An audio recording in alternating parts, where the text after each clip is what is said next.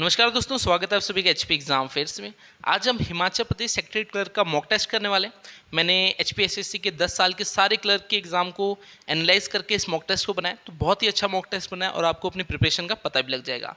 और जैसे कि आपको पता है, ऑल हिमाचल मॉक टेस्ट है, यानी 10,000 से भी ज़्यादा स्टूडेंट इसे देने वाले हैं। डिस्क्रिप्शन में आपको एक लिंक मिलेगा, वहाँ से आप इस मॉक टेस्ट को दे सकते हैं।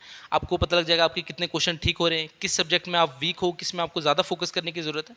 तो डिस्क्रिप्शन में दिए लिंक से आप इस मॉक टेस्ट को दे सकते हैं। बाकी आंसर के लिए आपको ये पूरी वीडियो देखनी पड़ेगी। मैं जल्दी जल्दी आपके साथ सभी क्वेश्चन के आंसर डिस्कस करता हूँ। चलिए देर ना करते हुए आज की मॉक टेस्ट को शुरू करते हैं। तो पहला क्वेश्चन है, HP falls in which Himalayan zone. तो जो हिमाचल प्रदेश है वो हिमालयाज के कौन से जोन में आता है? ऑप्शन क्या दिए? Central Himalayas, eastern Himalayas, western Himalayas, none of this.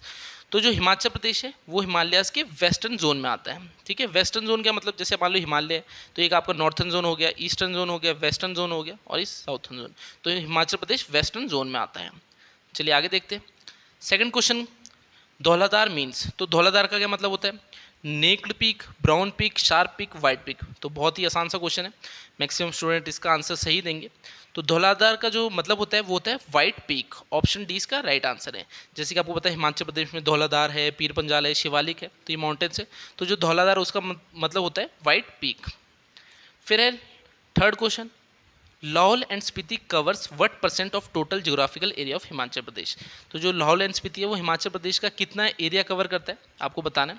तो इसके लिए आपको क्या करना है, जो हिमाचल का एरिया है उसको डिवाइड किससे करना है? लाहौल स्पीति के एरिया से। तो जब आप उससे डिवाइड करोगे, वैसे कॉमन सा क्वेश्चन है, कई बार एग्जाम में आ गया, आपको इसका आंसर मैं बताता हूँ। थर्ड का जो राइट आंसर है वो है ऑप्शन डी। ठीक है, 24.85% है एरिया वो कवर करता है लाहौल एंड स्पीति। अब जैसे कि आपको पता है हिमाचल प्रदेश का एरिया है 55,673, लाहौल एंड स्पीति का कितना एरिया है? 13,833। इसको डिवाइड करोगे तो आपको 24.85% आएगा। चलिए नेक्स्ट देखते हैं, Pandoh lake is situated in which district of HP. तो जो पंडो लेक है वो हिमाचल प्रदेश के कौन सी डिस्ट्रिक्ट में? चंबा में है, किन्नौर में है, मंडी में है, कुल्लू में। तो बहुत ही आसान आंसर है फिर से इसका। इसका जो राइट आंसर है वो है ऑप्शन सी। तो ऐसा होता है, जो आसान क्वेश्चन होते हैं वो सारे स्टूडेंट सही कर देंगे। मेन बात आती है मुश्किल क्वेश्चन में, जो आपने कभी पढ़े ही नहीं हो, तो उनमें आपको एलिमिनेशन मेथड यूज़ करना होता है कि जैसे आपको लगे कि 2 आंसर हो सकते हैं, बाकी 2 तो होंगे नहीं, तो थोड़ा तुक्का लगाना, मतलब थोड़ा आपको हर एक ऑलराउंडर बनना पड़ता है। ऐसे नहीं कि बस जो पढ़ा है वही एग्जाम में आएगा। पढ़ा हुआ तो आपका 200 क्वेश्चन है तो मान लो 120 140 क्वेश्चन आएंगे, जो उसके बाद की गेम है वो मेन होती है। तो उसके लिए आपको एलिमिनेशन मेथड यूज़ करना होगा। मैं सारे आपको ट्रिक्स बताऊंगा एग्जाम को देते कैसे हैं। और जो एचपी एसएससी का एग्जाम होता है उसमें प्रीवियस ईयर पेपर के क्वेश्चन बहुत ज़्यादा आते हैं। तो मैं कह रहा हूँ आपको 60 to 70% आपको पीछे से क्वेश्चन उठा के डाल देगा। तो आपको रोज़ एचपी एसएससी का एक प्रीवियस ईयर पेपर लेना और उसको सॉल्व करना है, वो आपके लिए बेस्ट होगा। कोई भी स्टूडेंट आप पूछ लेना जो भी एचपी एसएससी के एग्जाम निकाल चुके हैं, वो आपको ये एडवाइस देंगे, तो ये एडवाइस ज़रूर फॉलो करना। चलिए अगला क्वेश्चन देखते हैं। फिफ्थ क्वेश्चन है, Banganga is the tributary of which river of HP. तो हिमाचल प्रदेश की कौन सी रिवर है जिसकी ट्रिब्यूटरी यानी सहायक नदी है बाणगंगा? ऑप्शन क्या दिए? ब्यास, सतलुज, यमुना, रवि। तो इसका जो राइट आंसर है वो है option A Beas.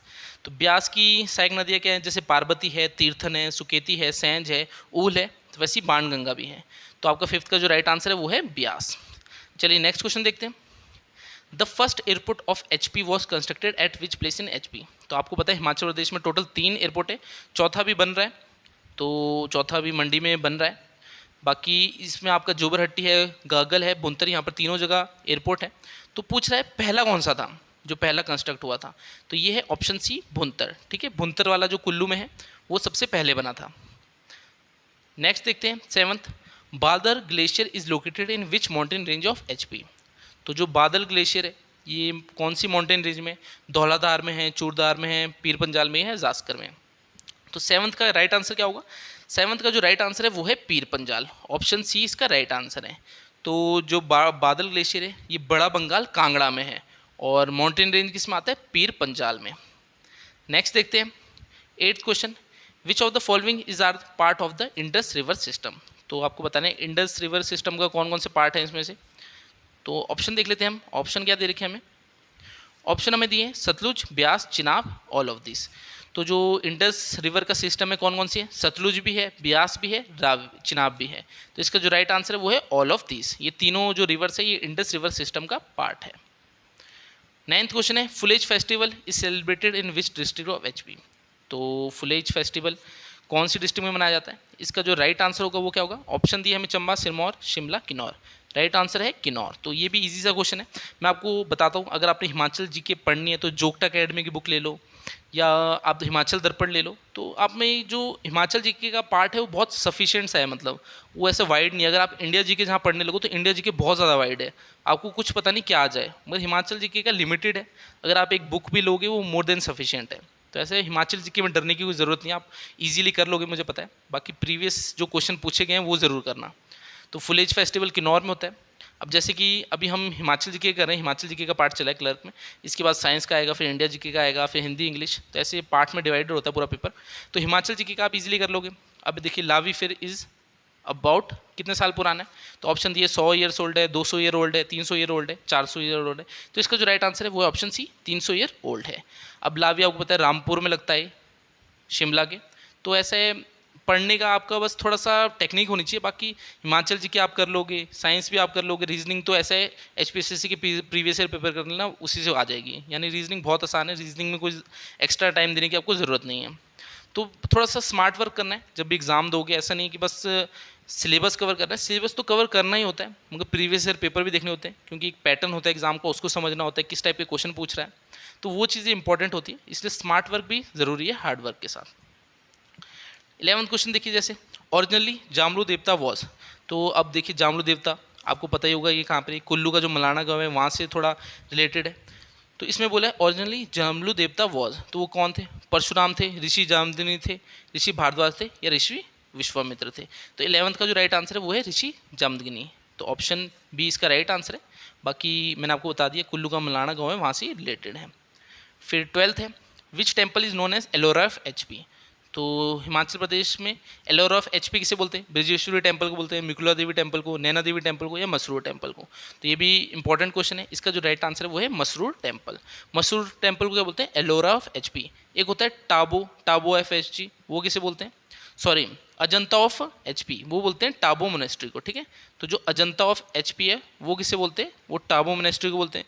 Ellora of HP बोलते हैं मसरूर टेम्पल को। तो थोड़ा चीज़ों को रिलेट करने की कोशिश करना हमेशा जब भी पढ़ो। Tayul gompa was built in which century. तो जो तायुल गोम्पा है ये कौन सी सेंचुरी में बिल्ड किया गया था? तो इसका जो राइट आंसर है वो क्या है? ऑप्शन डी, 17th सेंचुरी में बिल्ड किया था तायुल गोम्पा। 14 क्वेश्चन है, Nagarkot was the seat of power and Prestige of. तो ऑप्शन क्या दिए?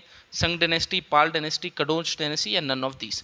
तो आपको पता है नगरकोट किसे बोलते थे? कांगड़ा को बोलते थे पुराने समय में। त्रिगर्त था वो भी कांगड़ा को ही बोलते थे।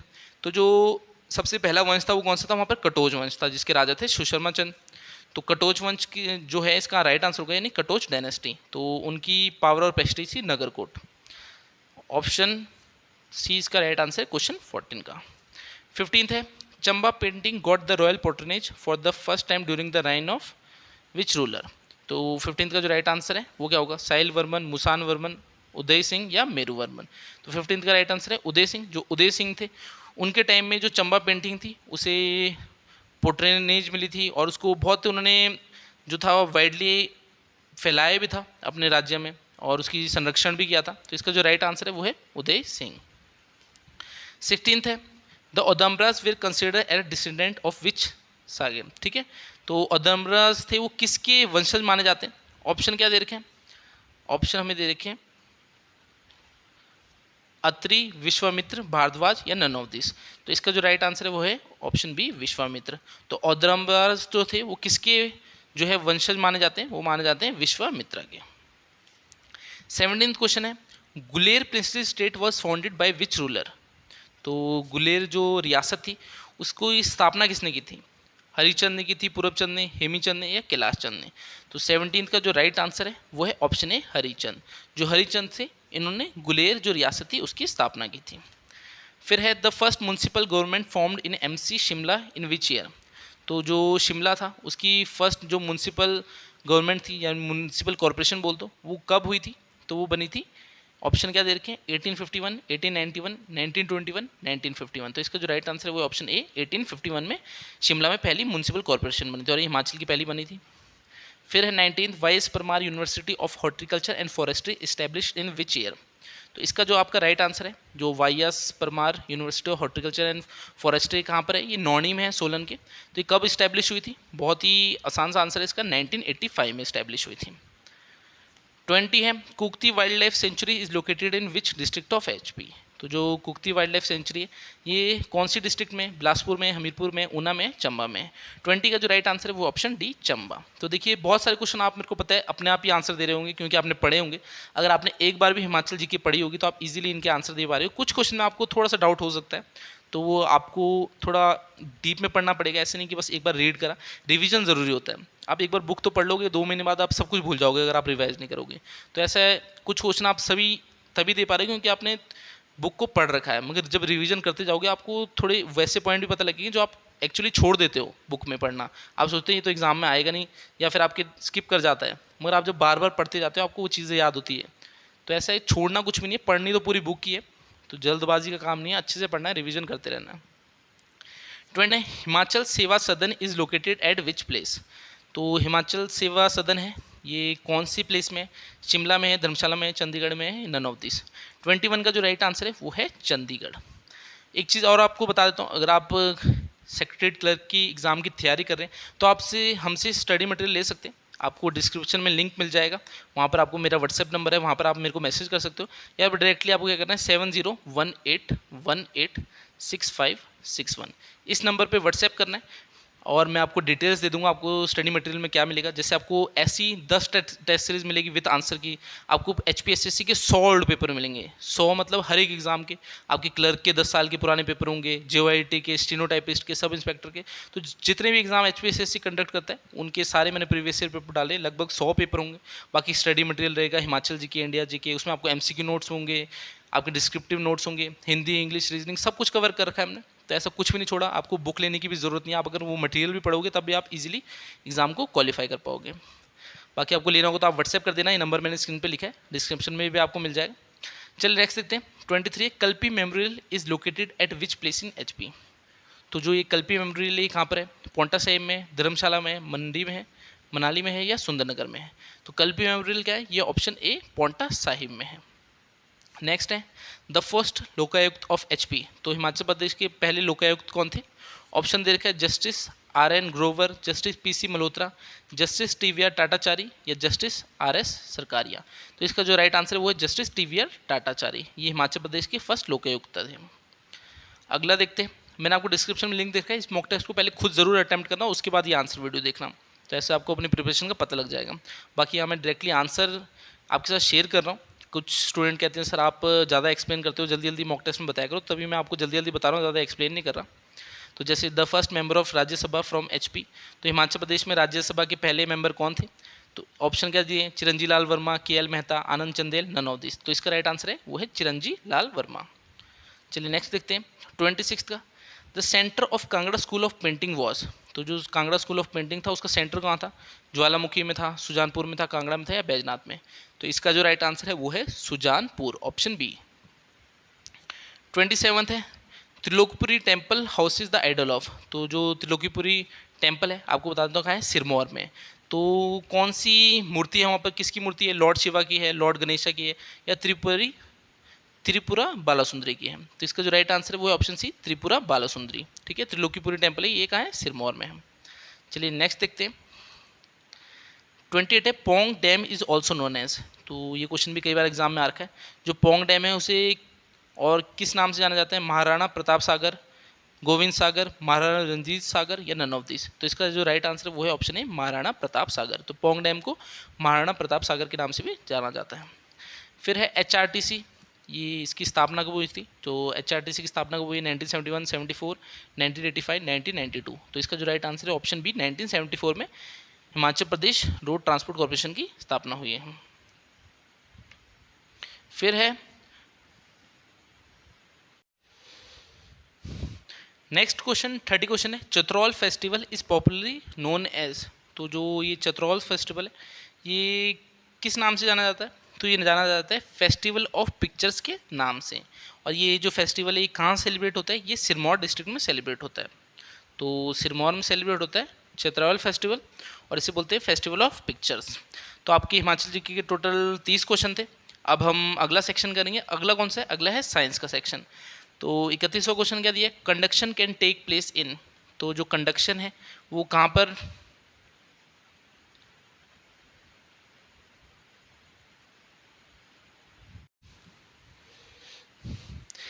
31वां क्वेश्चन है conduction can take place in. तो जो कंडक्शन है वो कहाँ पर होती है? ऑप्शन क्या दे रखे हैं? ऑप्शन हमें दे रखे हैं सॉलिड में, लिक्विड्स में, गैसेज में, ऑल ऑफ द में। तो कंडक्शन क्या होता है? कंडक्शन क्या होता है? हीट का ट्रांसफर होता है। जैसे हॉट से कोल्ड में हीट ट्रांसफर होती है तो उसे हम कंडक्शन बोलते हैं। तो ये कहाँ पर होता है? सॉलिड में होता है, लिक्विड में होता है, गैसेज में। तो इसका जो राइट आंसर है वो है ऑल ऑफ दिस, तीनों में ही होता है। नेक्स्ट है 32, विच of the following is most suitable for electromagnets. तो इनमें से कौन सा सुटेबल है इलेक्ट्रोमैग्नेट्स के लिए और उसके लिए यूज़ होता है? तो स्टील है ऑप्शन, निकल है, सिल्वर है, सॉफ्ट आयरन। तो इसका जो राइट आंसर है वो है ऑप्शन डी, सॉफ्ट आयरन।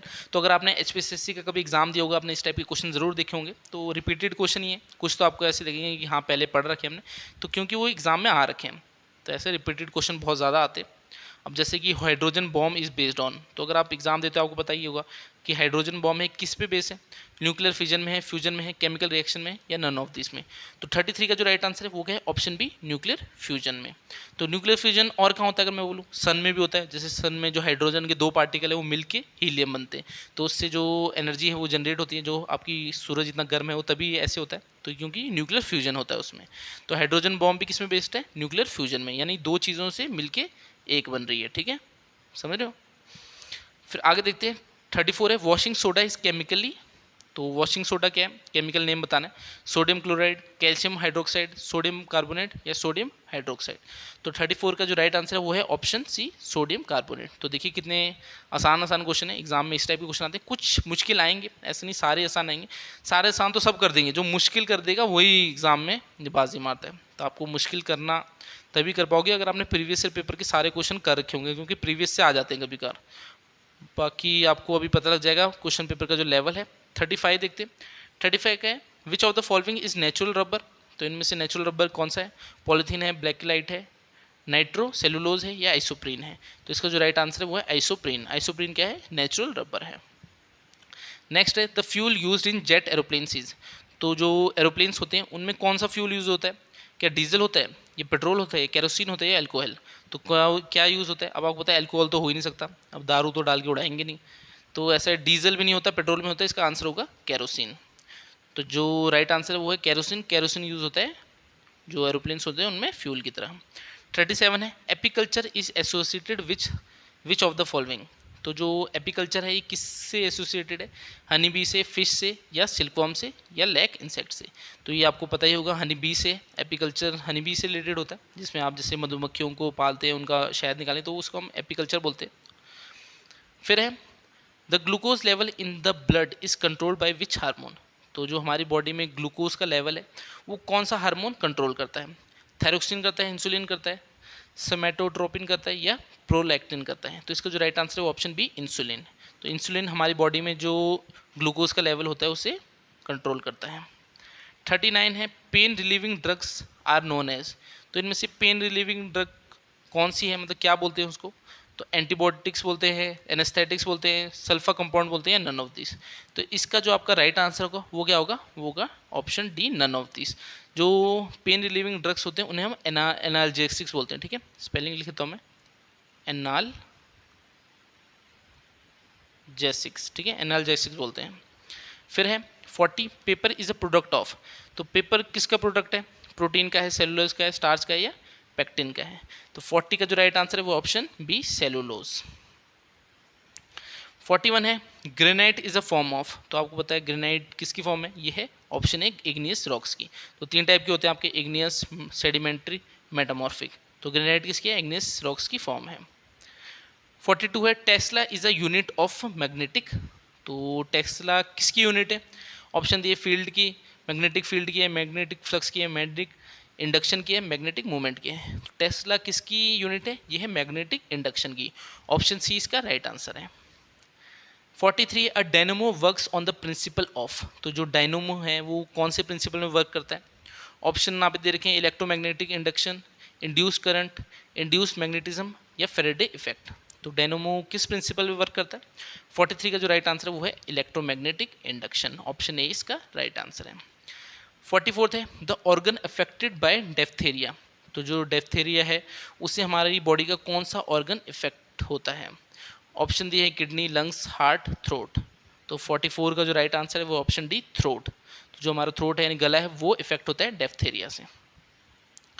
45 है द वेक्टर ऑफ काला अजहर डिसीजेस। तो जो काला अजहर डिसीज है ये किससे होती है? ड्रैगन फ्लाई से होती है, मॉस्किटो से होती है, सैंड फ्लाई से होती है या हॉर्स फ्लाई से होती है? तो 45 का राइट आंसर है option C, sand fly. Next है 46 a concave lens is also known as. तो कॉन्केव लेंस है उसे और क्या कहते हैं? आपको ऑप्शन क्या दे रखे हैं? कन्वर्जिंग लेंस, डाइवर्जिंग लेंस या सिंपल लेंस। तो इसमें आपको 46 का जो राइट आंसर है वो ऑप्शन बी, डाइवर्जिंग लेंस। ठीक है, कॉन्केव को बोलते हैं हम डाइवर्जिंग लेंस, और जो कॉन्वेक्स लेंस होता है उसे क्या बोलते हैं? उसे बोलते हैं कन्वर्जिंग लेंस। ठीक है, कॉन्केव का होता है डाइवर्जिंग लेंस और कॉन्वेक्स का होता है कन्वर्जिंग लेंस। तो यहाँ पर हमसे कॉन्केव पूछा था, इसका राइट आंसर है ऑप्शन बी, डाइवर्जिंग लेंस। फिर है which of the following is called morning star. तो इनमें से मॉर्निंग स्टार किस प्लेनेट को बोलते हैं? जुपिटर को बोलते हैं, मार्स को, विनस को या मरकुरी? तो मॉर्निंग स्टार किसे बोलते हैं? ये बोलते हैं हम विनस प्लेनेट को। The most abundant metal in the earth crust. तो जो हमारी अर्थ की क्रस्ट है उसमें मोस्ट अबंडेंट मेटल कौन सा है? तो गोल्ड है, सिल्वर है, कॉपर है, एल्यूमिनियम। अब आपको पता है गोल्ड तो पहले ही इतना कम है तभी तो इतना महंगा है, सिल्वर भी आपको पता है महंगा मिलता है क्योंकि कम मात्रा में। तो या तो कॉपर होगा तो एल्यूमिनियम होगा। तो ऐसे आप एलिमिनेशन मेथड यूज़ करते हो कि आपके दो ऑप्शन है कट गए हैं, अब आपके पास दो ही बचे हैं, इन दोनों में से आंसर हो सकता है। वैसे इजी सा क्वेश्चन है अगर आपने पढ़ा होगा। तो इसका जो राइट आंसर है वो है एल्यूमिनियम। तो क्रस्ट में क्या होता है? अबंडेंट यानी बहुत ज़्यादा मात्रा में क्या पाया जाता है? एल्यूमिनियम। चलिए अगला देखते हैं। 49 का है glass is best described as. तो जो ग्लास है उसे बेस्ट कैसे डिस्क्राइब कर सकते हैं? क्या वो सॉलिड है, लिक्विड है, सुपर कूल्ड लिक्विड है या ऑक्लूजन कंपाउंड है? तो glass is best described as super cooled liquid. Option C इसका राइट आंसर है। The weight of an object would be minimum when it is placed at. तो कोई object है उसको हम कौन सी जगह में प्लेस करें कि उसका जो वेट है वो मिनिमम हो? क्या नॉर्थ पोल में मिनिमम होगा, साउथ पोल में होगा, इक्वेटर में होगा या सेंटर ऑफ द अर्थ में होगा? तो इसका जो राइट आंसर है वो है option D, centre of the earth. यानी अगर अर्थ के सेंटर पे कोई चीज़ रखोगे तो उसका जो वेट है वो मिनिमम होगा। तो इसका जो राइट आंसर ऑप्शन डी। अब आप देख सकते हो यहाँ पर नंबर बता रखा है, अगर आप स्टडी मटेरियल लेना चाहते हो 7018186561। यहाँ पर आपको पूरा स्टडी मटेरियल मिलेगा क्लर्क का, आपको कोई भी बुक लेने की ज़रूरत नहीं है। करंट अफेयर्स भी मिलेंगे, आपके जो भी सब्जेक्ट रहते हैं जैसे Himachal GK, India GK, Hindi, reasoning, English, सारे हमने कवर करके test series 10 test with answer key, वो भी लेटेस्ट पैटर्न में, आपके HPSSC के सॉल्व पेपर सब कुछ हमने कवर कर रखा है। आपको बस व्हाट्सएप करना है इस नंबर पर, आप डिटेल्स ले लो, आपको नहीं लेना कोई प्रॉब्लम नहीं, एक बार डिटेल्स देख लो क्या क्या मिलेगा। तो अगर आपका मन बने तो ले लेना। बाकी ऐसा हमारा जो सिलेक्शन रेट है बहुत हाई है। अभी आप देख सकते हो पुलिस का जो एग्ज़ाम हुआ उसमें हमारे 50 से ज़्यादा स्टूडेंट सिलेक्ट हुए हैं, और जो स्टूडेंट्स मेरे साथ जुड़े हुए हैं उन्हें पता है कि हम किस तरह का कंटेंट देते हैं, तो वो तो जुड़े हुए हैं, वो हमसे ले भी चुके हैं और ऐसे अच्छा परफॉर्म कर रहे हैं एग्ज़ाम में। किसी ने कोई क्लियर कर दिया है, किसी की थोड़ा थोड़े नंबर से रह गए, तो ऐसे मेहनत तो आपको करनी पड़ेगी। ऐसे नहीं अगर आप स्टडी मटेरियल ले लोगे तो आपका एग्ज़ाम निकल जाएगा, क्योंकि मेन लास्ट में आपकी मेहनत है। अगर टीचर आपको पढ़ा भी रहा है तब भी आपने अगर खुद मेहनत नहीं करोगे तब भी आप एग्ज़ाम नहीं क्लियर कर पाओगे। तो ऐसा हम तो गाइड करेंगे, मेन मेहनत आपकी रहेगी।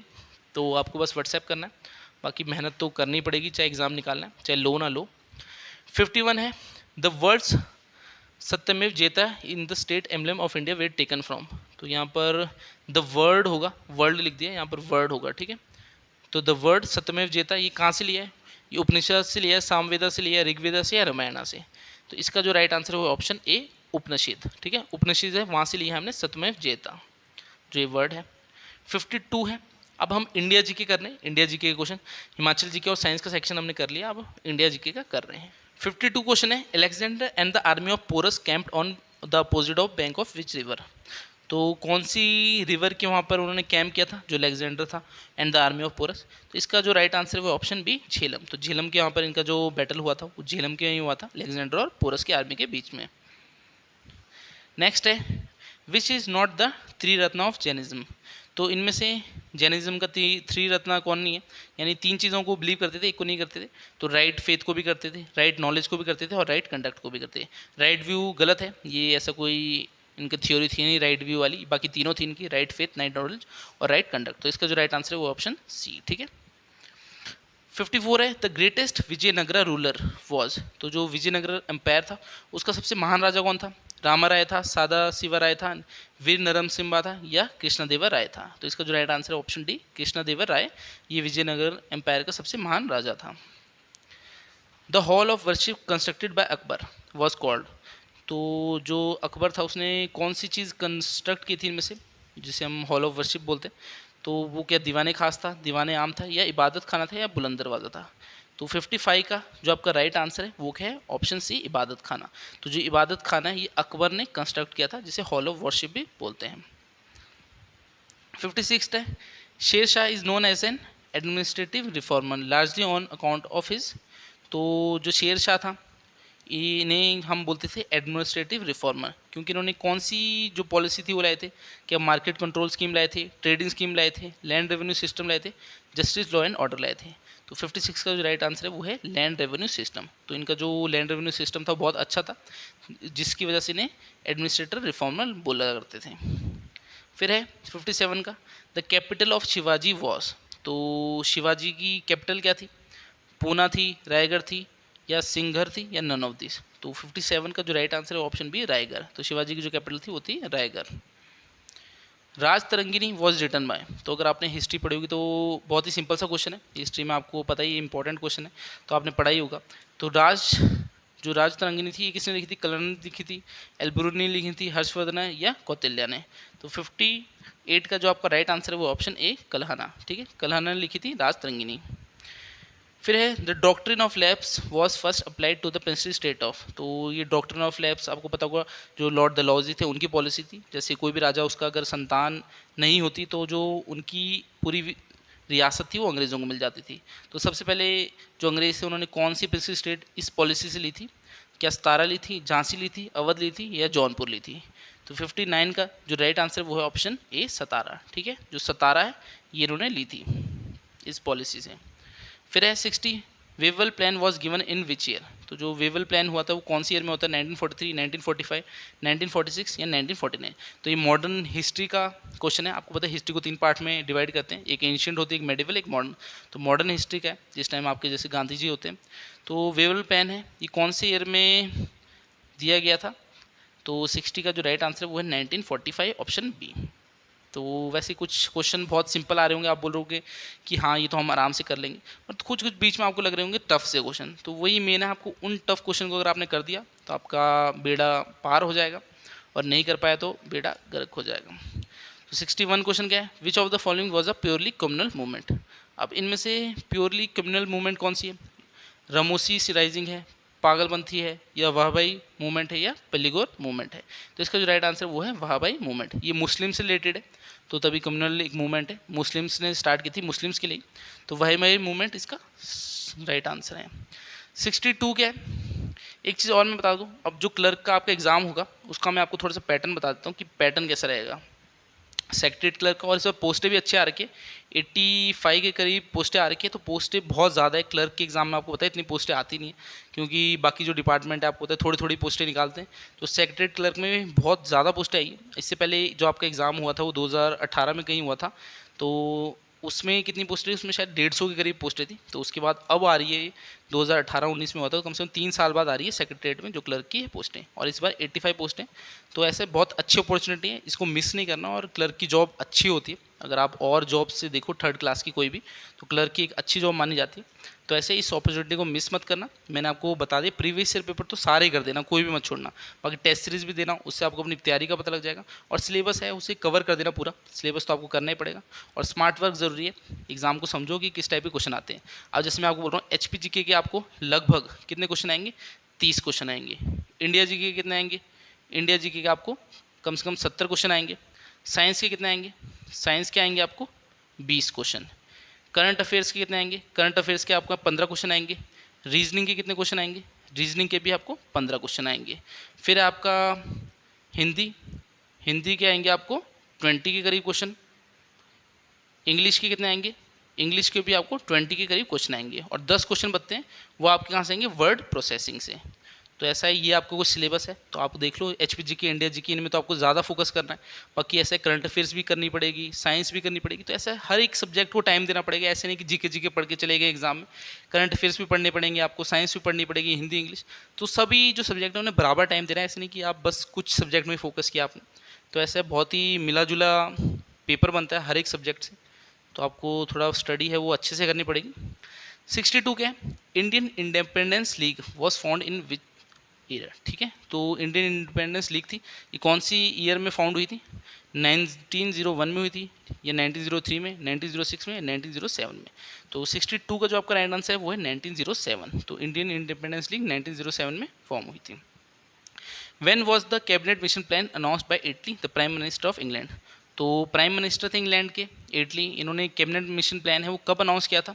ऑप्शन क्या दिए, 1942, 1945, 1944 या 1946। तो बहुत ईजी सा आंसर, 1946 में कैबिनेट मिशन प्लान अनाउंस किया था एटली ने।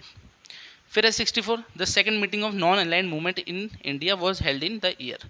तो जो सेकंड मीटिंग थी नॉन अलाइंड मूवमेंट की वो इंडिया में कब हुई थी? तो इसका जो राइट आंसर है वो क्या है, वो है 1997। तो अब देखिए ये जो क्वेश्चन है थोड़े टफ हैं, अब ऐसे नहीं हर कोई स्टूडेंट इसको ठीक करके चल जाएगा, जिसने पढ़ा होगा वही कर पाएगा, बाकी जो आसान है वो तो सारे कर देंगे। जो ऐसे वाले टफ है इनको करना ज़्यादा मेन होता है, और इसके लिए आपको डेप्थ में थोड़ा भी पढ़ना पड़ेगा। ऐसे नहीं एक बार बुक को रीड कर लिया, एक बार जब हम बुक को रीड कर लेते हैं हम सोचते हैं हमने पढ़ लिया, हमें आ गया सब कुछ, तो हम कुछ चीज़ें हम वो छोड़ देते हैं, हम सोचते हैं एग्जाम में आएगी नहीं, इतना डीप में नहीं आएगा, ये नहीं आएगा। तो ऐसे कभी भी कुछ भी आ सकता है, ऐसा छोड़ना कुछ भी नहीं है, पढ़ना तो सब कुछ ही पड़ेगा। बाकी ऐसा है प्रीवियस ईयर पेपर में क्या पता है क्वेश्चन आया भी हो, तो अगर आपने वहीं पढ़ लिया होगा तो और आपके लिए बेस्ट हो जाएगा। अब मैंने देखा HPSSC का, तो मुझे ऐसा लगता है कुछ पैटर्न्स है कि मतलब 5-6 हज़ार क्वेश्चन है एक बार हर एक सब्जेक्ट के, बस वहीं से उठा उठा के डालते रहते हैं। तो ऐसे प्रीवियस ईयर पेपर तो कर ही लेना। अब ऐसा क्वेश्चन कुछ भी आ सकता है, क्या पता आपका पीछे से ही आ जाए। फिर है who gave Congress it's first flag. तो कांग्रेस को पहला फ्लैग किसने दिया, ये भी आसान सा क्वेश्चन है। सरोजिनी नायडू ने दिया, बाल गंगाधर तिलक ने, या दादा भाई नौरोजी, या एनी बेसेंट ने। तो इसका जो right answer option D, Annie Besant ने दिया था। In whose viceroyalty were high court set up at Kolkata, Madras and Bombay. तो जो हाई कोर्ट थे कलकत्ता, मद्रास, बॉम्बे में, ये किसके टाइम पे सेटअप किए थे? लॉर्ड कैनिंग, लॉर्ड मायो, लॉर्ड कर्जन, या लॉर्ड एल्गिन। तो इसका जो राइट आंसर है वो है लॉर्ड कैनिंग। 67 है, which of the following does not take part in the election of the president of India. तो अभी आपको पता है प्रेसिडेंट के इलेक्शन हुए थे, जिसमें द्रौपदी मुर्मू थी वो हमारी प्रेसिडेंट बनी। तो जो प्रेसिडेंट होता है उसकी इलेक्शन में कौन होता है? इलेक्टेड मेंबर ऑफ लोकसभा होते हैं, इलेक्टेड मेंबर ऑफ राज्यसभा होते हैं, मेंबर्स ऑफ लेजिस्लेटिव काउंसिल नहीं होते, असेंबली के होते हैं, ठीक है। तो ये आपका रॉन्ग हो गया, यानी ऑप्शन सी, जो मेंबर्स ऑफ लेजिस्लेटिव काउंसिल है ये प्रेसिडेंट के इलेक्शन में नहीं होते, असेंबली के होते हैं। चलिए अगला देखते हैं। The speaker of the Lok Sabha can resign his office by addressing his resignation to. तो जो लोकसभा का स्पीकर होता है वो अपना रेजिग्नेशन किसे देगा? प्रेसिडेंट को देगा, प्राइम मिनिस्टर को, डिप्टी स्पीकर ऑफ लोकसभा, या चीफ जस्टिस ऑफ इंडिया होगा। तो इसका जो राइट आंसर है option C, the deputy speaker of the Lok Sabha. यानी अगर लोकसभा का स्पीकर रिजाइन देना चाहता है तो किसको देगा? Deputy speaker of the Lok Sabha को। 69 है, इंडियन कॉन्स्टिट्यूशन कैसा है? अब देखिए इंडियन कॉन्स्टिट्यूशन जैसे इंडियन जीके का पार्ट है, मगर ये पॉलिटी का पार्ट है, अगर प्रिसाइजली बोलूँ इंडिया जीके में भी। तो आपका जो इंडियन जीके है वो पॉलिटी, हिस्ट्री, ज्योग्राफी, इकोनॉमिक्स, इनका एक मिक्सता रहता है। तो आपको वैसे पढ़ना है, जैसे अब पॉलिटी का आप देख रहे हो, पॉलिटी के क्वेश्चन आ रहे हैं। अब इंडियन कॉन्स्टिट्यूशन क्या है? फेडरल है, क्वासी फेडरल है, यूनिटरी है, या प्रेसिडेंशियल है? तो हमारा जो इंडियन कॉन्स्टिट्यूशन है वो क्या है? क्वासी फेडरल है। तो इसका क्या मतलब है, जैसे आपकी सेंट्रल गवर्नमेंट भी है और स्टेट गवर्नमेंट भी है, तो दो टाइप की गवर्नमेंट है, मगर जो सेंट्रल गवर्नमेंट है उसके पास ज़्यादा पावर होती है, तो हम बोलते हैं क्वासी फेडरल। 70 है, the first meeting of the Indian constituent assembly was presided over by. तो कौन थे प्रेसिडेंट जो फर्स्ट मीटिंग हुई थी कॉन्स्टिट्यूंट असेंबली की? ऑप्शन क्या दे रखे हैं? KV कमात, राजेंद्र प्रसाद, सचिदानंद सिन्हा, BR अम्बेडकर। तो इसका जो राइट आंसर वो है सचिदानंद सिन्हा। ये थे प्रेसिडेंट जो कॉन्स्टिट्यूंट असेंबली के पहले, मगर 2 दिन बाद ही चेंज होकर राजेंद्र प्रसाद जो है वो परमानेंट बन जाते हैं, मगर फर्स्ट यही होते हैं, ये सीनियर मोस्ट होते हैं तो इनको बना देते हैं। बाकी 2 दिन बाद इलेक्शन होते हैं तब राजेंद्र प्रसाद बनते हैं। और आपसे पूछा क्या है पहले कौन है, तो पहले कौन थे? Sachchidanand Sinha. Who can restrict the fundamental rights of the citizen. तो जो हमारे फंडामेंटल राइट्स हैं उन्हें कौन रोक सकता है हमें ये मिलने से? पार्लियामेंट, प्रेसिडेंट, प्राइम मिनिस्टर, या नन ऑफ दिस। तो इसका क्या राइट आंसर होगा? इसका जो राइट आंसर है वो है पार्लियामेंट, यानी पार्लियामेंट रोक सकता है हमारे जो फंडामेंटल राइट्स है उनको। 72 है, who is not appointed by the president of India. तो इनमें से कौन है वो जो प्रेसिडेंट है इंडिया की उनके द्वारा अपॉइंट नहीं होते। क्या प्राइम मिनिस्टर नहीं होते, क्या गवर्नर, चीफ ऑफ आर्मी या स्पीकर ऑफ लोकसभा। तो 72 का क्या राइट आंसर है, 72 का जो राइट आंसर है वो है स्पीकर ऑफ लोकसभा। ये जो है प्रेसिडेंट के द्वारा अपॉइंट नहीं होते, बाकी तीनों होते हैं, प्राइम मिनिस्टर भी होते हैं, गवर्नर भी होते हैं और चीफ ऑफ आर्मी भी होते हैं। नेक्स्ट क्वेश्चन है the main function of the judiciary is. तो जुडिशरी का मेन फंक्शन क्या होता है, ऑप्शन क्या दिए, to make law, execution of law, adjudication of law, to apply law. तो जुडिशरी उसका फंक्शन क्या होता है, अब्जुडिकेशन ऑफ लॉ। इसका क्या मतलब होता है, जैसे जो जज होते हैं वो मतलब जज करते हैं केस को या फिर डिसाइड करते हैं केस में कि कौन सही है कौन गलत है, तो उसे बोलते हैं अब्जुडिकेशन ऑफ लॉ। फिर है 74 who among the following propose the creation of preamble before the drafting committee. तो इनमें से कौन थे जिन्होंने प्रियम्बल का जो आइडिया था वो प्रपोज किया था पहली ड्राफ्टिंग कमेटी के बनाने से पहले। तो इसका ऑप्शन क्या दिए, B N Rao, Jawaharlal Nehru, Sardar Patel, B R Ambedkar. तो इसका जो राइट आंसर है वो है जवाहरलाल नेहरू, ऑप्शन बी। तो ऑब्जेक्टिव रेवोल्यूशन नाम से लाए थे जो जवाहरलाल नेहरू लाए थे, कि उसमें बताया था कि हमारा ऑब्जेक्टिव क्या है कॉन्स्टिट्यूशन को बनाने का। तो वही एक तरह से प्रियम्बल ही है, क्योंकि प्रियम्बल भी यही बताता है कि हमारा कॉन्स्टिट्यूशन है क्या आखिर। अगर आपने एक तरह से कोई पिक्चर है उसका ट्रेलर बताते हैं, ट्रेलर की पिक्चर में होगा वैसी प्रियम्बल है। तो जो जवाहरलाल नेहरू थे इसे लाए थे ऑब्जेक्टिव रेवोल्यूशन के नेम से, बाद में प्रियम्बल बन गया। फिर है the archaeological survey of India is an attached office of the department ministry of. तो जो आर्कोलॉजिकल सर्वे ऑफ इंडिया ये कौन सी मिनिस्ट्री के अंडर आता है, तो culture, tourism, science and technology, human resource development. तो इसका जो राइट आंसर है वो है ऑप्शन ए कल्चर, ठीक है, मिनिस्ट्री ऑफ कल्चर के अंडर आते हैं the archaeological survey of India. फिर है the authorisation for the withdrawal of funds from the consolidated fund of India must come from. तो अगर कंसोलिडेटेड फंड ऑफ इंडिया से विड्रॉल फंड निकालने हैं तो वो किसकी परमिशन ज़रूरी है, प्रेसिडेंट ऑफ इंडिया, पार्लियामेंट की, प्राइम मिनिस्टर की या नन ऑफ दिस की। तो 76 का राइट आंसर क्या है, पार्लियामेंट, ऑप्शन बी। 77 है after the general election the protem speaker is. तो जनरल इलेक्शन होते हैं जैसे उसका जो प्रोटेम स्पीकर होते हैं वो कौन बनते हैं, elected by the Lok Sabha, appointed by the president of India या senior most member of the Lok Sabha या नन ऑफ दिस। तो इसका जो राइट आंसर है option C the senior most member of the Lok Sabha. तो ऐसा आपको पता है जैसे इलेक्शन हुए उसके एकदम से स्पीकर तो बन नहीं जाता, तो पहले क्या करते हैं जो senior most member of the Lok Sabha होता है उसे बनाते हैं, फिर उसके बाद जो इलेक्शन करके जो आपका स्पीकर बनता है लोकसभा का वो बनता है। तो प्रोटेम स्पीकर कौन होता है, the senior most member of the Lok Sabha. 78 है who among the following appoints the acting chief justice of India. तो इनमें से कौन अपॉइंट करेगा acting chief justice of India को। तो वो क्या चीफ जस्टिस ऑफ इंडिया करेंगे, प्रेसिडेंट ऑफ इंडिया करेंगे या president in consultation with the chief justice of India या नन ऑफ दिस। तो 78 का राइट आंसर क्या होगा, 78 का जो राइट आंसर है वो है प्रेसिडेंट ऑफ इंडिया, ठीक है। चाहे चीफ जस्टिस ऑफ इंडिया हो चाहे acting chief justice of India हो, उन दोनों को ही कौन करेंगे, प्रेसिडेंट ऑफ इंडिया करेंगे। तो बी का जो राइट आंसर है वो है प्रेसिडेंट ऑफ इंडिया। 79 है entitlement of legal aid is a concomitant right that arises out of which of the following fundamental right. तो जो लीगल एड है वो कौन से फंडामेंटल राइट के द्वारा दी जाती है। तो इसका जो राइट आंसर है वो क्या होगा, क्या राइट टू फ्रीडम होगा, राइट अगेंस्ट एक्सप्लॉयटेशन होगा, right to equality before law होगा या ऑल ऑफ दिस। तो 79 का जो राइट आंसर है वो है right to equality before law. तो इससे निकल के जो कॉन्सेप्ट आता है वो लीगल एड का आता है। फिर 80 का विच of the following is a non economic cause of poverty. तो इनमें से कौन सा नॉन इकोनॉमिक कॉज है पॉवर्टी का, low level of national income, low productivity in agriculture, rapid rise in population या मास इलिटरेसी। तो इसका जो राइट आंसर है ऑप्शन डी मास इलिटरेसी, यानी ज़्यादा लोग अगर पढ़े लिखे नहीं होंगे तो उससे जो है वो पॉवर्टी बढ़ेगी, तो एक नॉन इकोनॉमिक कॉज है। 81 क्या है, planning in India drives it's objective and social premises from which of the following. तो जो प्लानिंग है होती है जैसे कोई भी पॉलिसी बनाई जाती है, पहले सबसे पहले हम दिमाग में क्या चीज़ें रखते हैं, तो दिमाग में क्या होता है, क्या पब्लिक पॉलिसी, फंडामेंटल राइट्स होते हैं या फंडामेंटल ड्यूटीज या directive principle of state policy. तो इसका जो राइट आंसर ऑप्शन डी।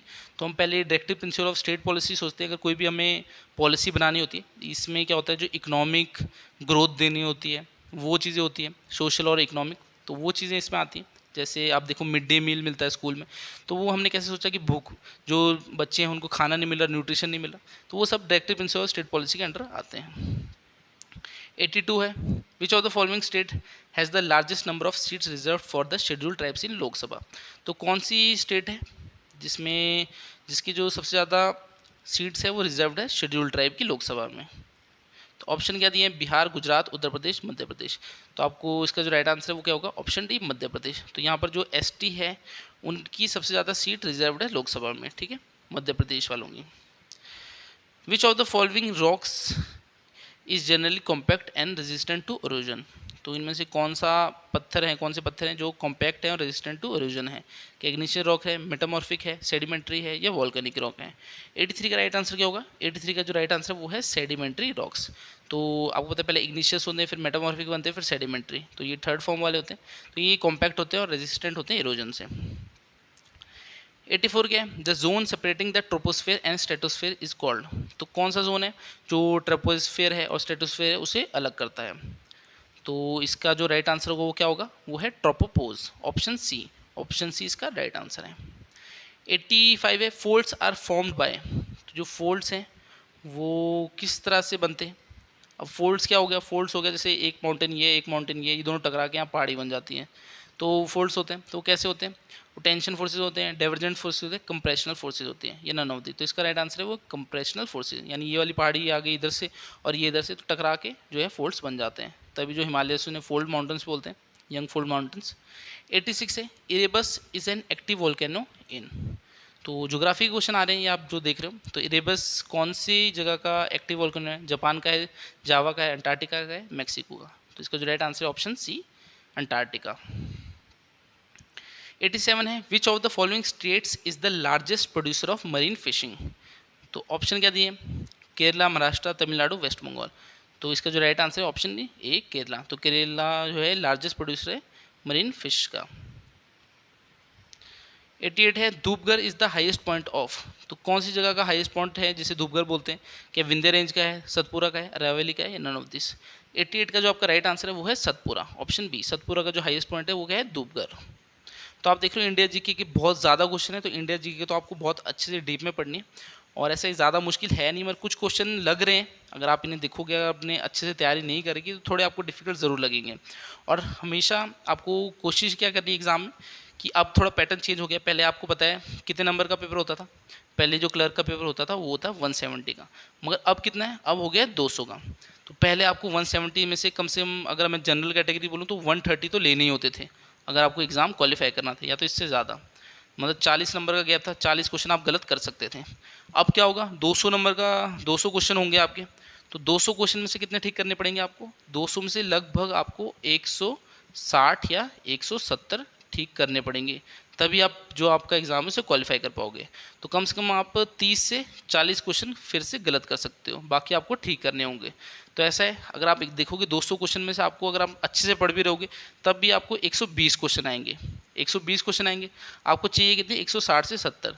तो आपको जो 80 क्वेश्चन बचते हैं जो आपको नहीं आते होंगे, उसमें आपको थोड़े तुक्के लगाने पड़ेंगे, एलिमिनेशन मेथड लगाना पड़ेगा, थोड़ा कॉन्सेप्ट लगाना पड़ेगा, कुछ प्रीवियस ईयर के भी आ सकते हैं। तो ऐसा है, वो चीज़ मेन है। जो 80 क्वेश्चन है इनमें अगर आप अच्छा परफॉर्म कर दोगे तो आप ज़रूर निकाल दोगे एग्ज़ाम को।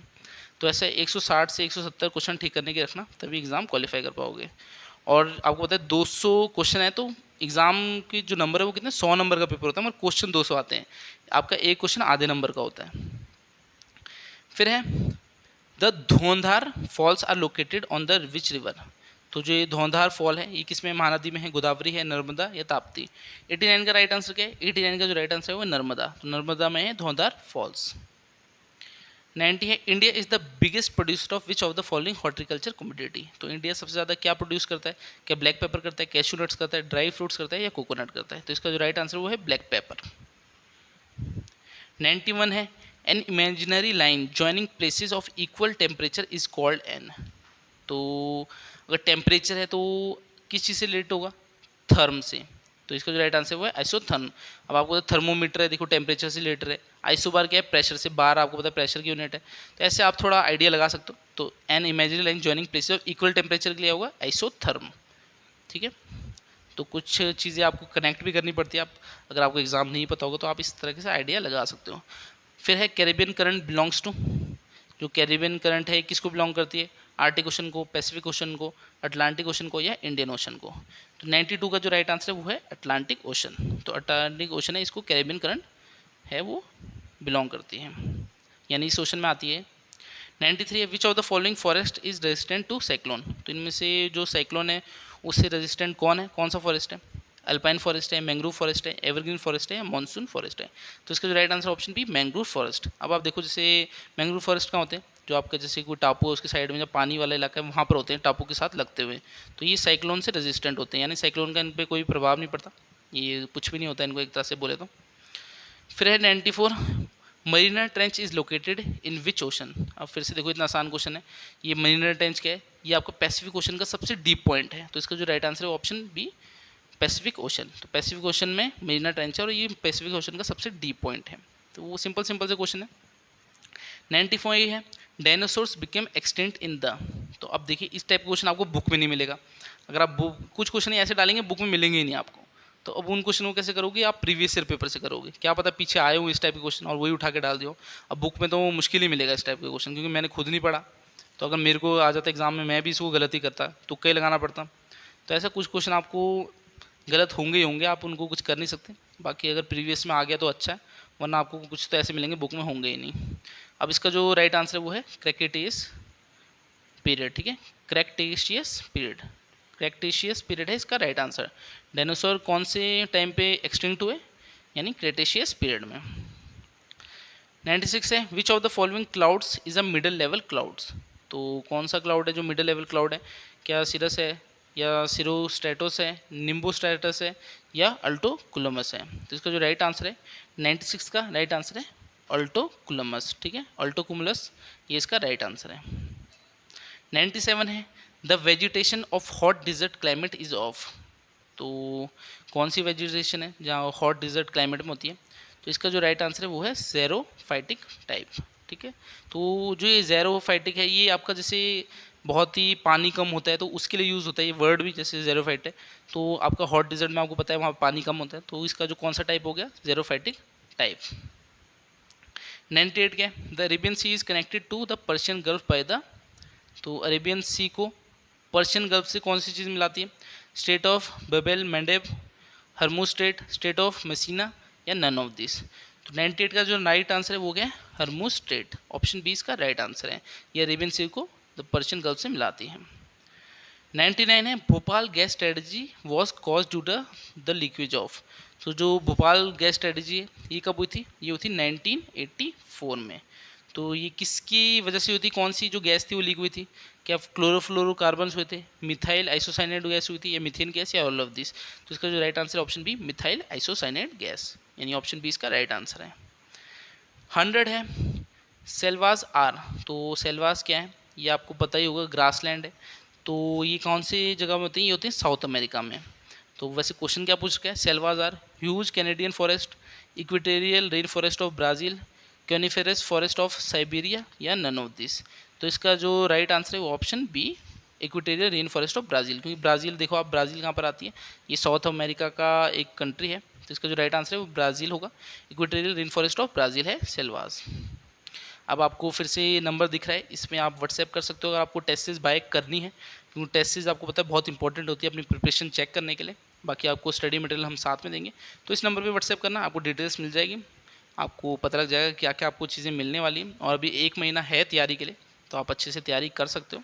तो आज की वीडियो कुछ लंबी हो रही है, तो बाकी के आंसर मैं आपको स्क्रीन पे शो कर देता हूँ, इस वीडियो को पॉज कर लो और अपने आंसर मैच कर लेना। डिस्क्रिप्शन में आपको पूरी पीडीएफ मिल जाएगी 200 क्वेश्चन वाली, 100 मैंने आपके साथ डिस्कस कर लिए, 100 आप स्क्रीन पे देख सकते हो।